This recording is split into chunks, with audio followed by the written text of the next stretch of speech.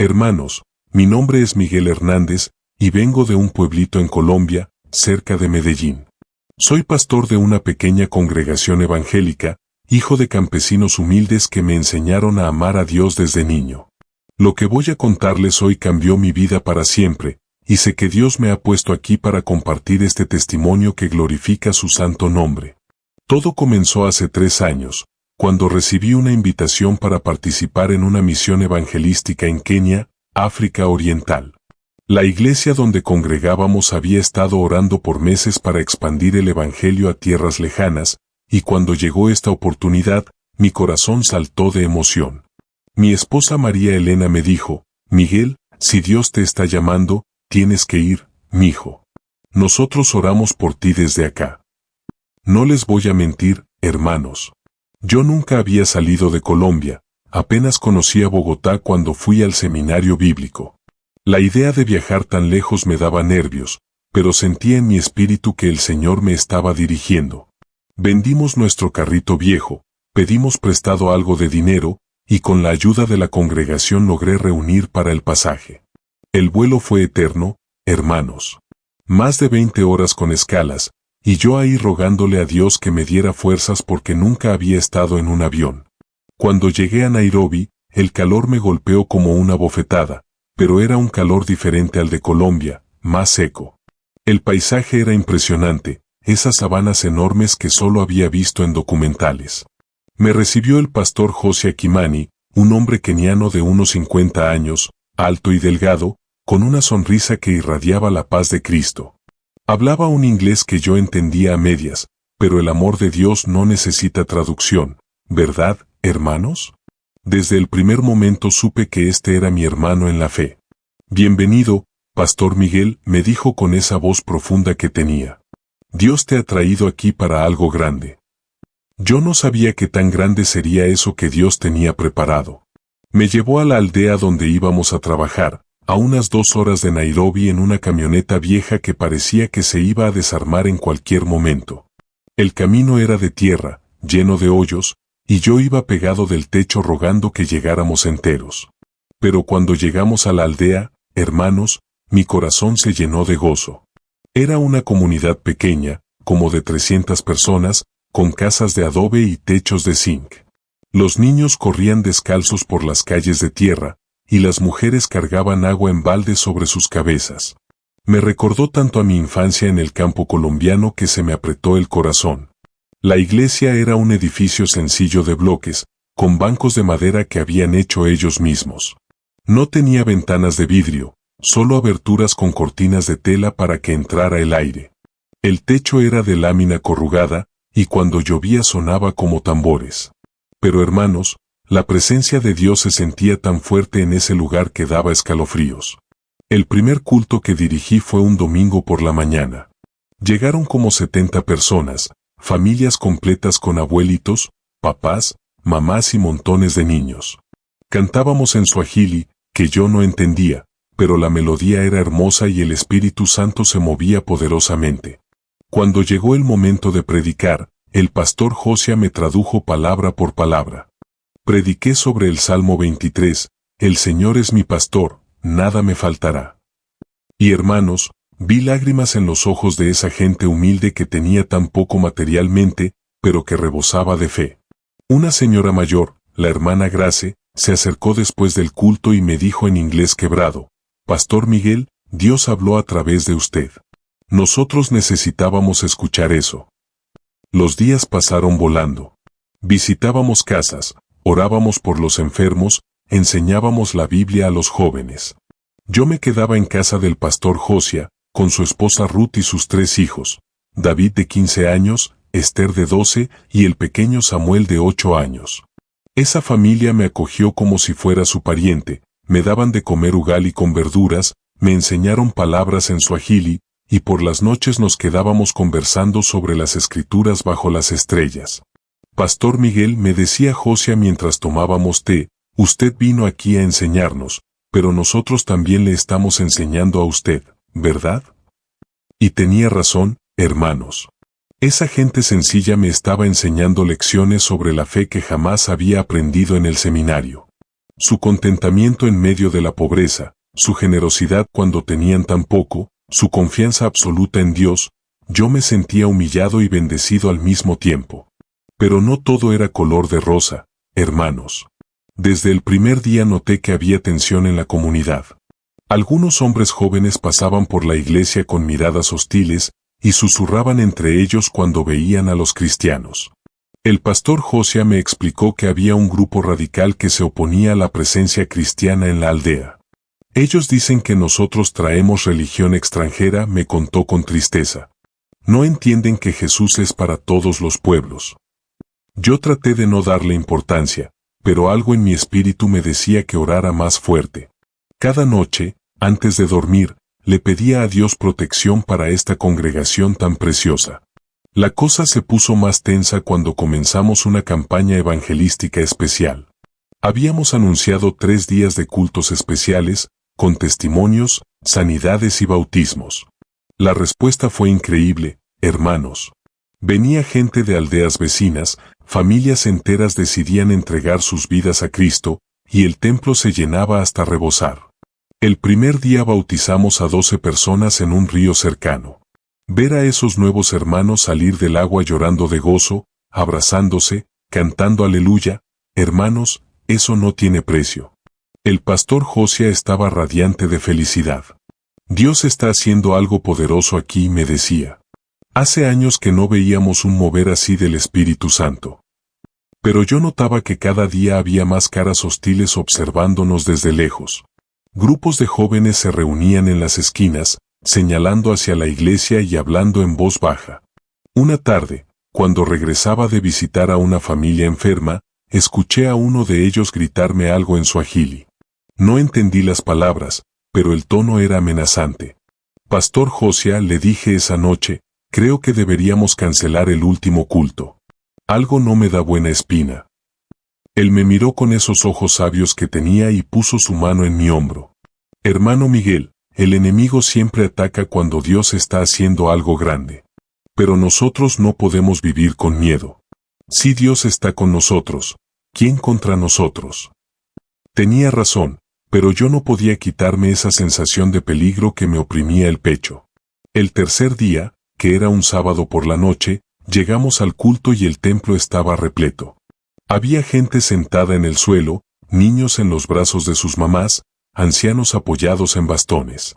Calculé que habríamos sido como 150 personas, la congregación más grande que había visto en mi vida. Comenzamos cantando, y hermanos, el gozo era contagioso.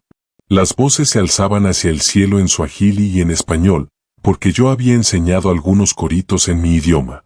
Los niños aplaudían, las mujeres danzaban con esa gracia africana tan hermosa, y los hombres cantaban con voces profundas que hacían vibrar el piso. Yo estaba predicando sobre el poder de la resurrección, cuando de repente escuchamos gritos afuera. Al principio pensé que era más gente llegando al culto, pero los gritos sonaban diferentes, más violentos. El pastor José se acercó a la puerta y se puso pálido. Hermanos, tenemos que salir por atrás, dijo con voz temblorosa. Hay un grupo con antorchas rodeando la iglesia. Hermanos, el pánico se apoderó de mí. Vi a las madres abrazar a sus hijos, a los ancianos tratando de levantarse con dificultad, y mi primera reacción fue correr hacia la puerta trasera. Pero cuando llegué, también había hombres con antorchas bloqueando esa salida. Estábamos atrapados. Los gritos de afuera se volvían más fuertes. Salgan de aquí. Esta no es su tierra. No queremos su religión. Yo temblaba como una hoja, hermanos. En Colombia había escuchado historias de violencia, pero nunca había estado en medio de algo así. Mi mente se llenó de pensamientos oscuros. Dios mío, ¿qué va a pasar con esta gente inocente? ¿Qué va a pasar conmigo? María Elena nunca va a volver a verme. Pero entonces pasó algo que nunca voy a olvidar. La hermana Grace, esa señora mayor que me había hablado después de mi primer sermón, se levantó despacio de su banco y dijo con voz firme, hermanos, vamos a orar. Y sin más, comenzó a orar en suajili con una autoridad que venía del cielo mismo. Uno por uno, todos los presentes se pusieron de pie y se unieron a la oración. Los niños dejaron de llorar, los hombres alzaron sus manos, las mujeres clamaron al Señor con un fervor que me erizó la piel. Yo también comencé a orar, pero en español: Señor Jesús, tú dijiste que no nos dejarías huérfanos. Aquí estamos, como ovejas rodeadas de lobos, pero confiamos en tu protección. Si hoy tenemos que morir por tu nombre, que sea para tu gloria. Mientras orábamos, los gritos de afuera se intensificaban. Escuchamos el ruido de líquido siendo derramado alrededor del edificio, y el olor a gasolina comenzó a filtrarse por las ventanas abiertas. Hermanos, yo no sabía que se podía sentir tanto miedo y tanta paz al mismo tiempo. Mi cuerpo temblaba, pero mi espíritu estaba en una calma sobrenatural. Sabía que Dios estaba ahí con nosotros. De repente, alguien gritó desde afuera: los vamos a quemar vivos. Que sepan lo que pasa con los que traen división a nuestra comunidad. Y entonces, hermanos, escuchamos el sonido que nunca voy a olvidar, el voz de las llamas prendiendo alrededor del edificio. El humo comenzó a entrar por las ventanas casi inmediatamente.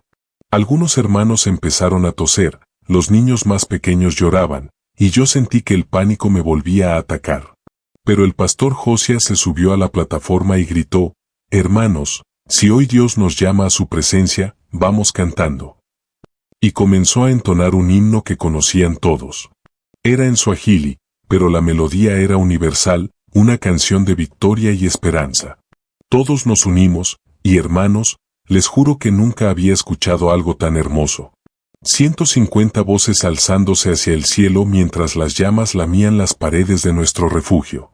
Las lágrimas me corrían por la cara, pero no de miedo, sino de una emoción que no sabía cómo describir.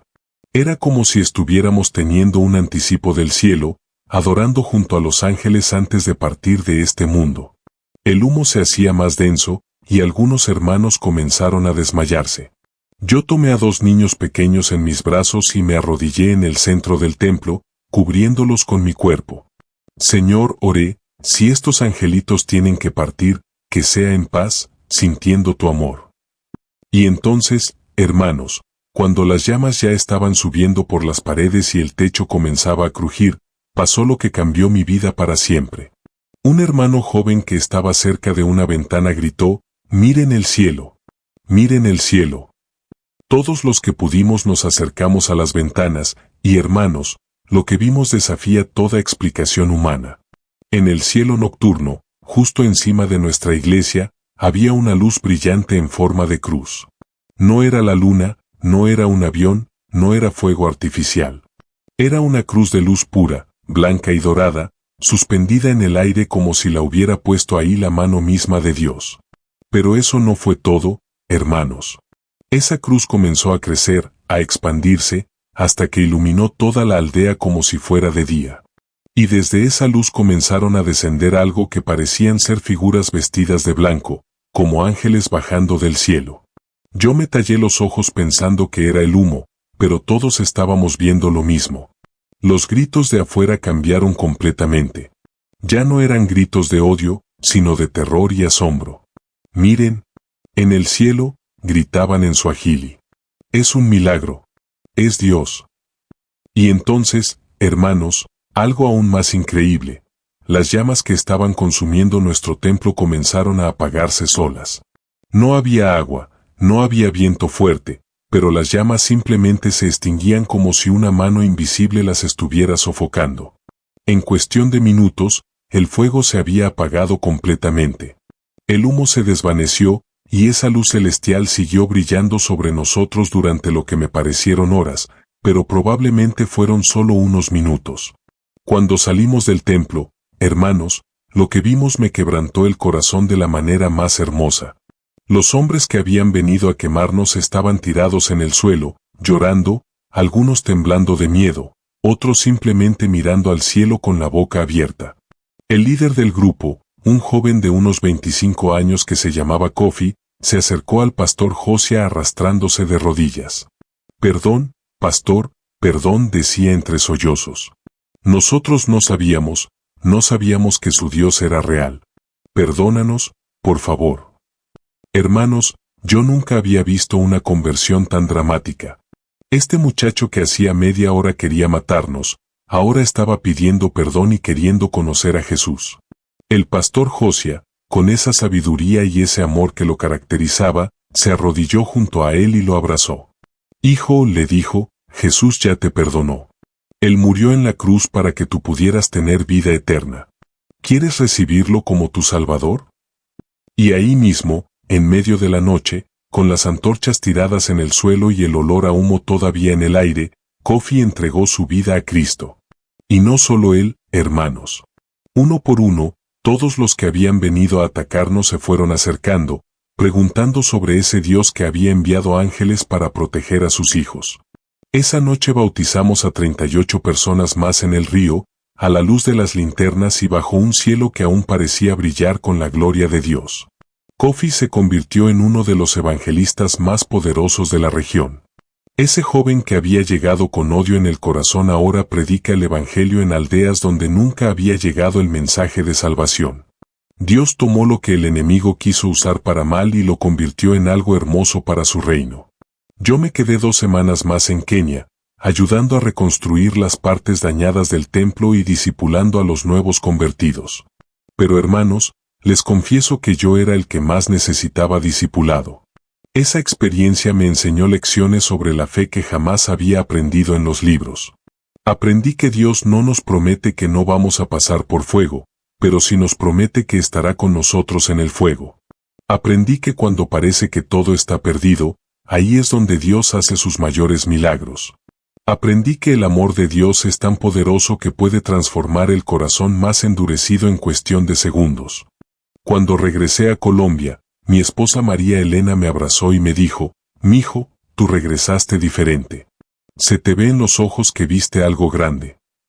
Y tenía razón. Yo había visto la gloria de Dios manifestarse de una manera que cambió mi perspectiva sobre todo. Ya no le tengo miedo a las pruebas, porque sé que nuestro Dios es más grande que cualquier adversidad. Ya no dudo de su poder, porque vi sus ángeles descender del cielo para proteger a sus hijos. Hermanos, muchas veces la gente me pregunta si realmente pasó lo que estoy contando.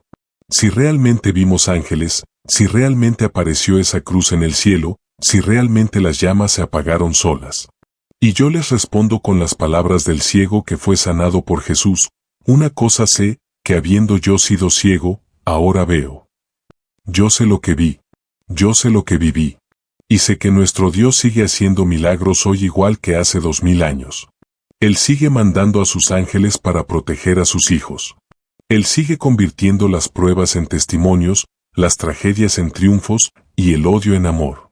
Desde ese día, nuestra pequeña iglesia en Colombia no ha sido la misma. Cuando cuento este testimonio, veo cómo la fe de los hermanos se fortalece. Hemos enviado 3 misioneros más a África, hemos plantado 2 iglesias nuevas en pueblos vecinos, y hemos visto sanidades y milagros que antes solo leíamos en la Biblia. El pastor Josia y yo mantenemos contacto constante. Su congregación ahora tiene más de 500 miembros, y han plantado iglesias en 8 aldeas diferentes. Kofi, el joven que quiso quemarnos, ahora es pastor asociado y tiene una escuela bíblica donde entrena evangelistas. La hermana Grace, esa mujer de fe que nos dirigió en oración cuando todo parecía perdido, partió con el Señor el año pasado a los 85 años. Pero antes de partir, me escribió una carta que conservo como tesoro. Decía, Pastor Miguel, gracias por venir a enseñarnos, pero sobre todo gracias por permitir que Dios nos usara para enseñarle a usted. Nos vemos en la gloria. Hermanos, yo quiero que entiendan algo muy importante. Dios no hizo este milagro porque nosotros fuéramos especiales o porque mereciéramos algo. Lo hizo porque Él es fiel a sus promesas y porque ama a sus hijos con un amor que no podemos comprender. Cuando estábamos en esa iglesia rodeados de fuego, no teníamos nada que ofrecer a Dios excepto nuestra confianza. No teníamos dinero, no teníamos influencia, no teníamos armas para defendernos. Solo teníamos fe en un Dios que dice en su palabra, cuando pases por las aguas, yo estaré contigo, y si por los ríos, no te anegarán. Cuando pases por el fuego, no te quemarás, ni la llama arderá en ti. Y hermanos, esa promesa se cumplió literalmente esa noche en Kenia. Pero quiero que sepan que este milagro no fue solo para nosotros. Fue para que ustedes supieran que sirven a un Dios vivo, a un Dios que sigue haciendo prodigios, a un Dios que nunca nos abandona en las pruebas más difíciles. Tal vez ustedes están pasando por su propio fuego ahora mismo. Tal vez sienten que están rodeados de enemigos, que no hay salida, que todo está perdido. Yo quiero decirles con la autoridad de alguien que vio los ángeles de Dios descender del cielo, no se rindan. Su milagro está en camino. Dios no llega siempre cuando nosotros queremos, pero siempre llega a tiempo. No siempre apaga el fuego antes de que nos toque, pero siempre camina con nosotros en medio del fuego. No siempre nos libra de las pruebas, pero siempre nos da la gracia para salir victoriosos. Hermanos, yo regresé de África siendo un hombre diferente. Ya no soy el pastor temeroso que se subió a ese avión hace 3 años. Ahora soy alguien que ha visto la gloria de Dios, que ha experimentado su poder sobrenatural, que ha sido testigo de su amor incondicional. Y si Dios pudo hacer ese milagro para unos campesinos humildes en una aldea perdida de Kenia, ¿qué no podrá hacer en sus vidas? Si pudo mandar ángeles para protegernos, ¿no creen que puede resolver sus problemas? Si pudo convertir a nuestros enemigos en hermanos, ¿no puede restaurar sus relaciones rotas? La palabra de Dios dice en Jeremías 33:3, clama a mí, y yo te responderé, y te enseñaré cosas grandes y ocultas que tú no conoces. Hermanos, yo clamé a Dios en medio del fuego, y Él me respondió con ángeles del cielo. Ustedes clamen también, y verán cosas grandes y ocultas que no conocían. No permitan que las circunstancias les roben la fe. No dejen que los problemas les hagan olvidar que sirven al Dios de los milagros. Él sigue siendo el mismo ayer, hoy y por los siglos. Cuando llegue su prueba de fuego, y llegará porque Jesús nos dijo que en este mundo tendríamos aflicción, recuerden este testimonio. Recuerden que hay un Dios que manda ángeles para proteger a sus hijos, que apaga fuegos con su poder, que convierte corazones de piedra en corazones de carne. Y cuando estén en medio de la prueba, hagan lo que hizo la hermana Grace, levántense con autoridad y digan: hermanos, vamos a orar. Porque la oración mueve la mano de Dios, y la mano de Dios puede mover montañas, apagar fuegos, y abrir caminos en el desierto. Que este testimonio fortalezca su fe, hermanos. Que les recuerde que no están solos en sus batallas. Que les dé esperanza cuando todo parezca perdido. Y que siempre recuerden que servimos a un Dios que hace que todas las cosas ayuden a bien a los que le aman. Hasta los fuegos que el enemigo enciende para destruirnos, Dios los usa para purificarnos, fortalecernos y prepararnos para bendecir a otros. Gloria a Dios por su fidelidad. Gloria a Dios por su poder. Gloria a Dios por su amor infinito hacia nosotros. En el nombre de Jesús, amén. Hermanos, si este testimonio tocó su corazón, no se olviden de suscribirse a este canal para seguir escuchando historias que fortalecen la fe. Y no se pierdan el próximo video que aparece en su pantalla, donde conocerán otro testimonio poderoso del amor de Dios. Que Dios los bendiga.